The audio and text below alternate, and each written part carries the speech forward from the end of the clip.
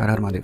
तो हमारे जो ट्रम्प साहब हैं उन्होंने तो एक ट्वीट डालते ही ये बता दिया कि इंडिया और यूएसए की डील पक्की हो गई है। और डील में सबसे पहली बात जो उन्होंने बोली वो ये बोली कि India will stop buying oil from Russia and it will Reliance more on USA for their oil purchases and even from USA he meant he will that India will buy oil from Venezuela.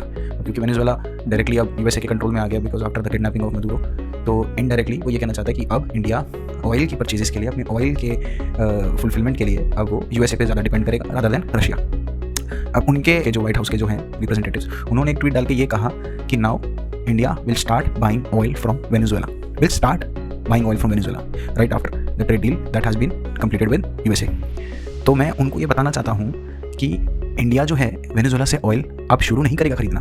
India Venezuela से oil दशकों से खरीदता हुआ आया है। Even Venezuela का जो oil है वो नॉर्मल जो उसका जो क्रूड ऑयल है वो नॉर्मल क्रूड ऑयल से काफ़ी ज़्यादा डेंसियर होता है एंड सेकेंडली उसकी जो एक्सट्रैक्शन होती है वो काफ़ी लो टेम्परेचर पे होती है। तो उसकी एक्सट्रैक्शन करना किसी हर एक कंपनी के बस की बात नहीं है जो भी ऑयल की रिफाइनरी में होती है। चंद चुनिंदा कंपनी ही है वर्ल्ड में जो वेनेजुएला के ऑयल को प्रोसेस कर सकती है, उसमें से एक इंडिया की है रिलायंस इंडस्ट्रीज।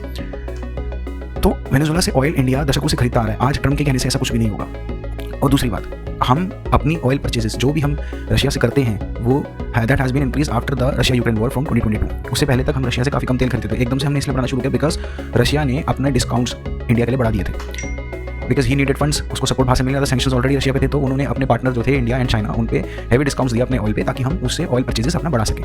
तब हमने अपने ऑयल परचेजेस रशिया से बढ़ाई। It is completely business, that is completely commerce, इसमें रिलेशनशिप की कोई बात नहीं है। देखिए आज मैं आपसे कहता हूँ 2026 मोस्ट प्रोबेबली जहाँ तक हम कैलकुलेशन कर पा रहे हैं, जियोपॉलिटिक्स देख पा रहे हैं, 2026 में रशिया यूक्रेन की वॉर खत्म हो जाएगी। काफ़ी हद तक things have started to sorting out. तो जैसे ही रशिया यूक्रेन की वॉर खत्म होगी तुरंत ही सारे सैंक्शन रशिया से हट जाएंगे और जैसे ही सारे सैंक्शन रशिया से हटेंगे रशिया जो है अपने जो ऑयल के प्राइसेस हैं वो वापस से ही प्री वॉर एरा में ले आएगा इंडिया और चाइना के लिए। He will not be continuing the discounts that he is giving us right now. वो डिस्काउंट्स कंटिन्यू नहीं करेगा।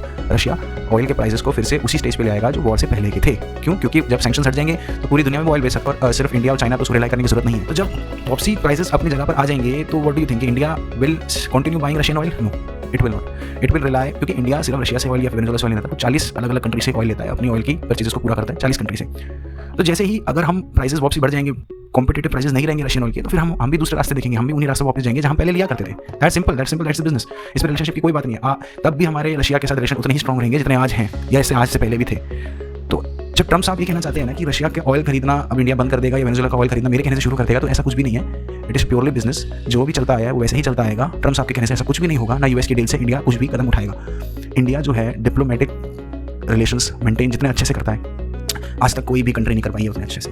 डिप्लोमेसी में we are from the country of Chanakya. तो चाणक्य से बढ़िया डिप्लोमेसी किसी को भी नहीं आती थी। डिप्लोमेसी में आप इंडिया को बीट नहीं कर सकते, कोई भी हो। डिप्लोमेसी में India will always remain number 1। Her her Mahadev.